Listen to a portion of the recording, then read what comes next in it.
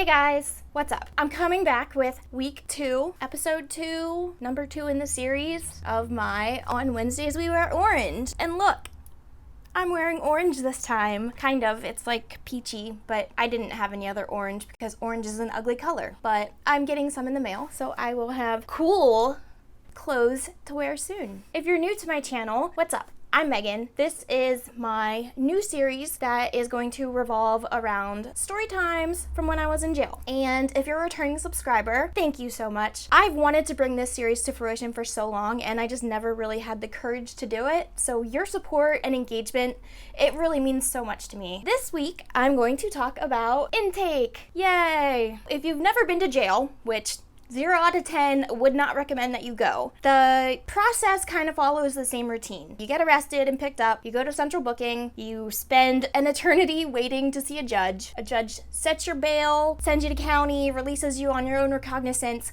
something happens there, and you typically go to county jail. You know, you can either get bailed out there or wait until you actually get sentenced, the whole thing. But I didn't. I was released on my own recognizance, which means, I don't know, I got to go home. I don't even really understand why. I do and I don't. I wasn't the target. I wasn't the person they were after. They were after a bigger dealer who happened to be staying in my house. So I was just kind of extra, and the police officers at the scene were like, oh, you're just gonna get probation. Like, this isn't gonna be anything. You're not gonna go do any time for this. I got arrested with a lot of heroin in my house. You guys are idiots. But even when I went and got into central booking, like, I didn't think I was going to jail at that moment, and it just was all so surreal. I didn't process anything. You spend almost a full 24 hours in central booking. I mean, I only have one experience going off of, but I have talked to my boyfriend who has been arrested a few more times than me, and he said that it's usually between 12 and like 24 hours that you sit there waiting to see a judge over telecommunication or whatever on a TV, and it just sucks. It's super cold there. You can get a blanket, maybe, depends how full the tank is, but you don't really want to use those blankets because the people that are in there with you they're pretty gross, and I didn't really feel like sharing a blanket with anybody, so I was arrested in like shorts and a little t-shirt and flip-flops, and I remember I had the hot pink cuffs that they have in central booking, and it was just so unreal to me. I don't know, I guess it's unreal to everybody when it happens. But we saw the judge, and the police officers were explaining how we weren't really the target of the arrest, but it was our home, and they released us on our own recognizance. This meant that I was arrested in September and had to go to court a couple times over the next year almost before I was sentenced in July. I was arrested September 2007 and sentenced July 1st, 2008. And my sentence was an IPP sentence, as I've mentioned in other videos. I had to do intermediate punishment. It was work release, house arrest, 5 years probation. And that meant I had to turn myself into jail. That just, to me, doesn't sound like something that normally happens. Most of the time you get picked up and then you go to jail right away. I had to drag out this process. Like, sometimes I wonder what it would have been like if I would have just went to county, did my time waiting until we were sentenced, and see what would have happened then. I don't know. It could have been worse, maybe, because in that year almost before we were sentenced, I went back to college. I tried to get myself together as much as possible. I was still using drugs, but I did make an effort to be a better person. You know, I had a job, I went back to school, and I think that helped. And I think that by the time I was sentenced, the judge saw that I was willing to put in the work, albeit I wasn't putting enough work in. That was a whole charade I had going on. I wore my mask very well. Okay, going to jail.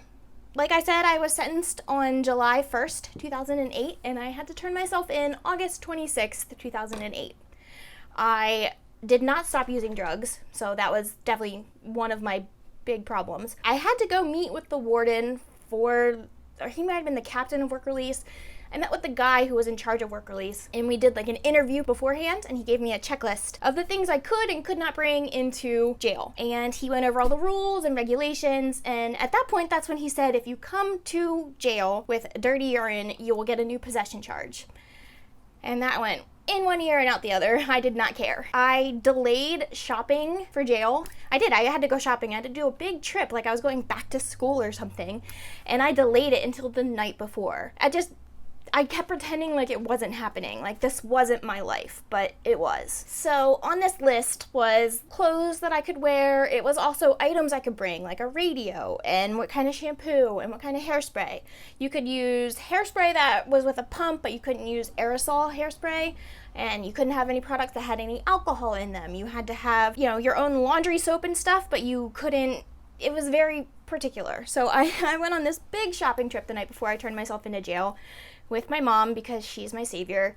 And I was an idiot. I was seeing some new guy, and I thought it would be a great idea to trip on acid the night before. Looking back, that was a horrible idea. I could have had a bad trip. I could have, freaked myself the hell out. Somehow I didn't. I stayed in good spirits, all things considered. I tripped on acid. Nobody knew that. Nobody even knew I was a heroin addict except for my ex-boyfriend, who is actually my current fiance. And at the time, we were very toxic for each other, and it was just no bueno. I was seeing somebody new, superficially, I guess. I wanted to be better, but I didn't want to put in the work, so I assumed dating a guy that didn't do drugs would somehow make me a better person because osmosis, he's good, I touch him, I'm good.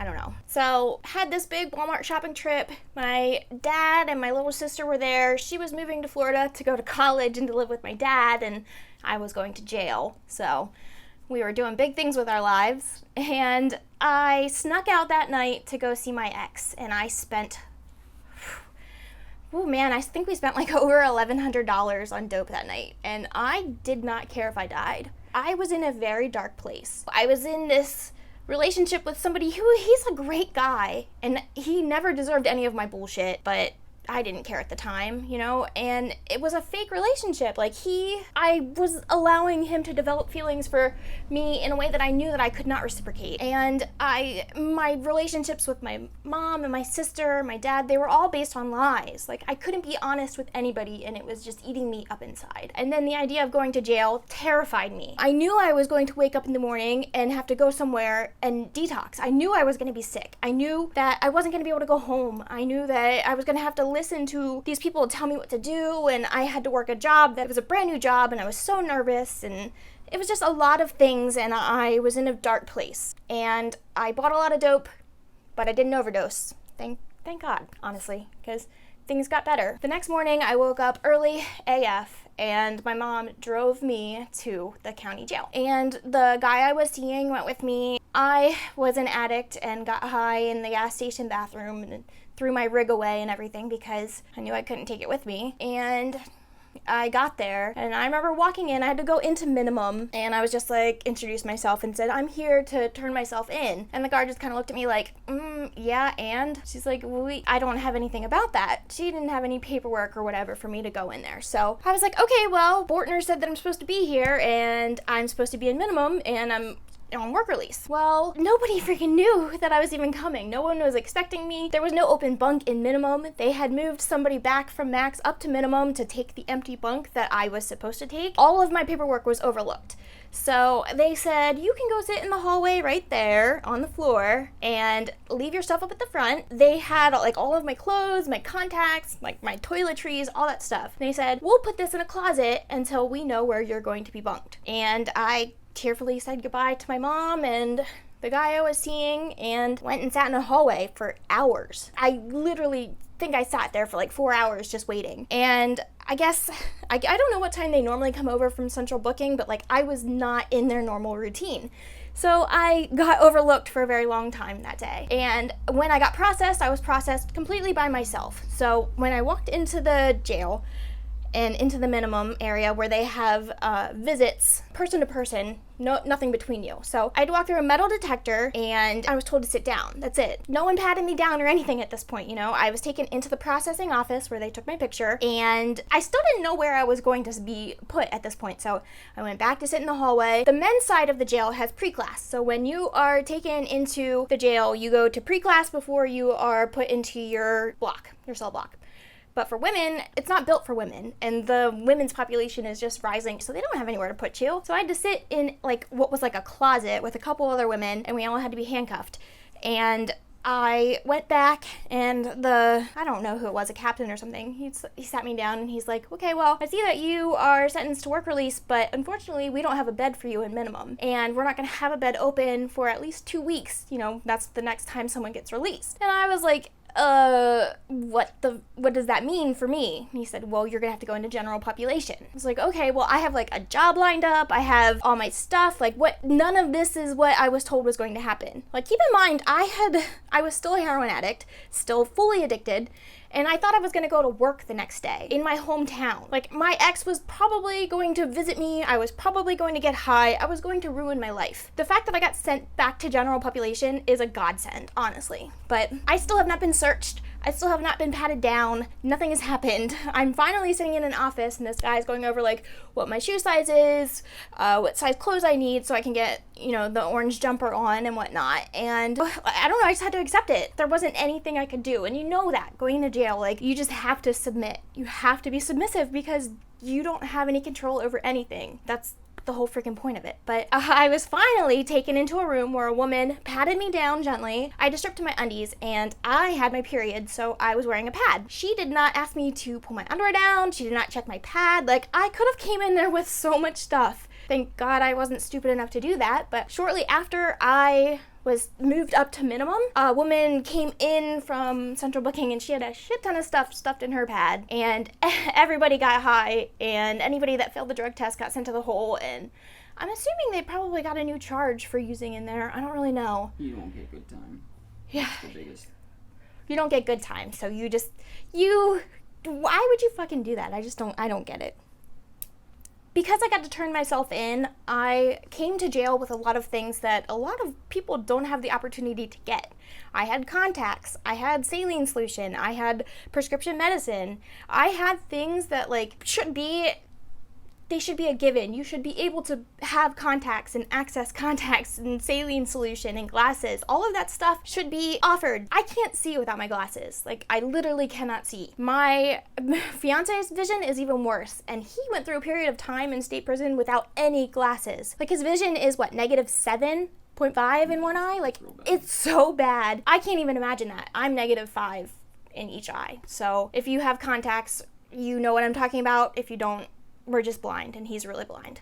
I don't know, I packed in a way that didn't work out how I expected. I packed granny panties and sports bras because you couldn't have bras with wire. I didn't pack anything pretty or any of that stuff, and when I got up to minimum, I wanted that stuff. Wearing that orange jumpsuit and no makeup and the same thing as everybody else, and you can't see it yourself because the mirrors are shit, and it really breaks you down. So having that opportunity to be able to wear a colorful shirt or be able to pull my hair back and style it a little bit, that's awesome. That was such a blessing. Things didn't pan out the way I expected them to when I went to jail, but everything happened exactly how I needed it to. And I'm very lucky.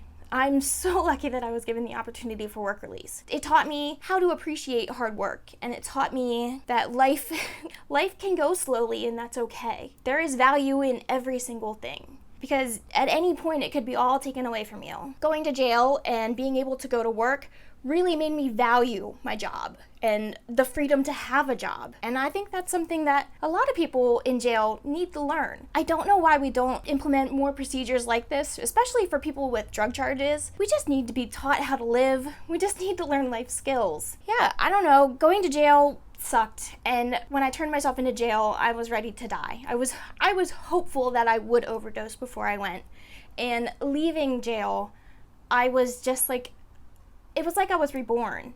I found a new zest for life, and I really started to appreciate every day and everything, and I wish that more people had an experience like I did with jail. Jail didn't do that. It was a lot of other things, It was me rebuilding my relationship with my mom and my sister, and me working on myself. I had to really learn how to be alone with myself and be okay with myself sober, and going to jail is the perfect way to learn how to do that because you get a lot of time with just yourself. So we just need to change the way that the system is set up to be focused more on rehabilitation.